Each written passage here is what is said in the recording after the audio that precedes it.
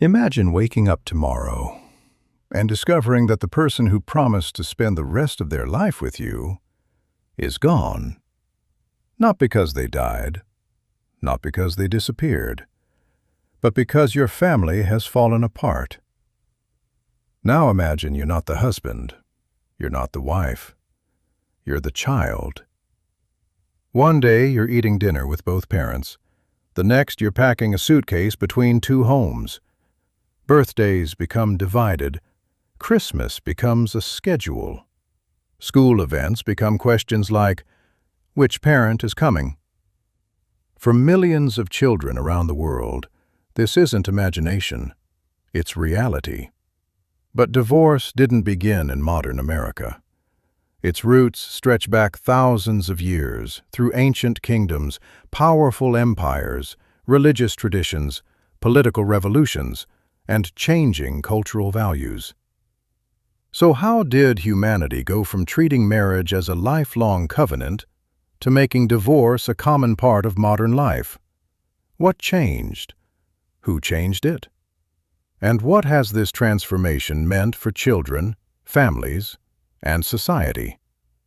This is the history almost nobody talks about. Long before skyscrapers towered over cities, before nations were born, and before modern governments existed, marriage was already one of humanity's oldest institutions. It wasn't created merely for romance. It provided stability. It connected families. It protected inheritance.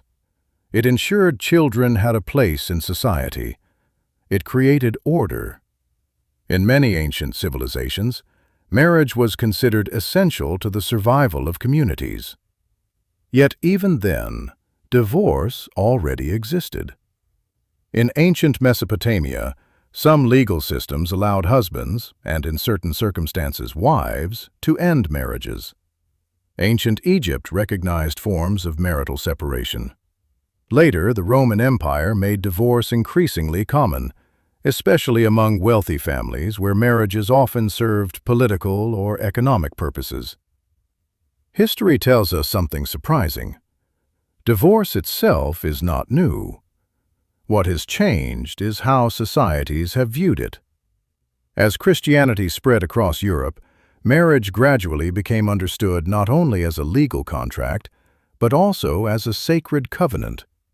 Marriage was increasingly seen as a lifelong promise before God. This belief shaped laws, culture, and expectations for centuries. Divorce became difficult or, in many places, nearly impossible. People remained married through hardship, poverty, sickness, and conflict. Some marriages flourished. Others endured deep suffering. History contains examples of both. For generations, leaving a marriage required extraordinary circumstances. Marriage was not viewed as something to leave simply because happiness disappeared.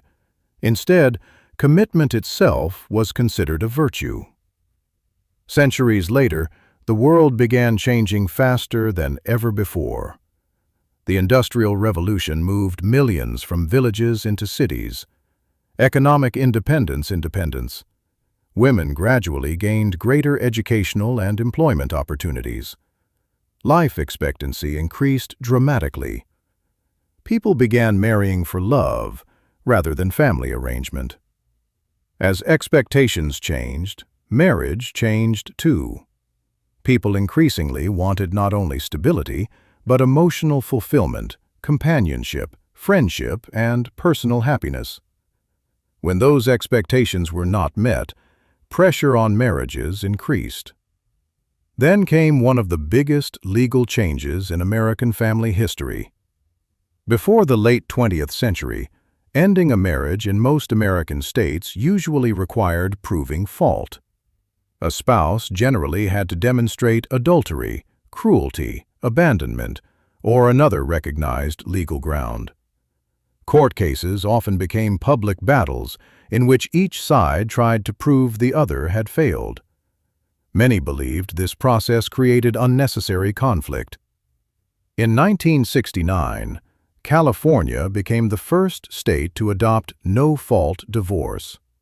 Instead of proving misconduct, couples could legally end a marriage because the relationship had irretrievably broken down. Supporters argued this protected people trapped in abusive or deeply unhappy marriages and reduced hostile courtroom battles. Critics feared something different. If marriage became easier to leave, would people work less to preserve it? Would commitment gradually lose its meaning? Would children bear the greatest cost? Within years, every American state adopted some form of no-fault divorce. The legal landscape had changed forever. Divorce became more accessible. Yet laws alone do not explain why divorce increased. Researchers point to many factors working together: changing social attitudes, greater economic independence, reduced stigma, longer life expectancy, changing expectations about marriage, financial pressures, mental health challenges, substance abuse, infidelity, domestic violence, poor communication. No single cause explains every divorce, because no two marriages are identical. Some marriages end after years of unresolved conflict. Others end because of betrayal. Some end because of abuse. Others because two people slowly grow apart. Every family has its own story. But there is one group that rarely chooses any of it: the children. Children do not decide to divorce. They simply live with its consequences. For some, those consequences are relatively small, because both parents remain loving, cooperative, and deeply involved. For others, divorce becomes the beginning of years of instability, conflict, financial hardship, or emotional pain. Researchers have found that, on average, children of divorce may face higher risks of anxiety, depression, behavioral difficulties, academic struggles, and economic hardship than children whose parents remain in healthy, stable marriages. At the same time, experts consistently emphasize another important truth: a peaceful divorce can be healthier for children than remaining in a home filled with chronic abuse, violence, fear, or relentless conflict. The comparison is not between divorce and a perfect marriage. It is often between divorce and an unhealthy one. This distinction matters. It reminds us that children's well-being depends not only on whether parents stay married, but also on the quality of the environment in which they grow up. When parents continue showing love, maintain respectful communication, and remain actively involved in their children's lives, many children adapt remarkably well. When hostility continues long after the divorce, children often carry that burden with them. Some struggle to trust relationships. Some fear commitment. Some become anxious whenever conflict appears. Others become resilient adults because of the support they received despite difficult circumstances. There is no single outcome. Human lives are more complex than statistics.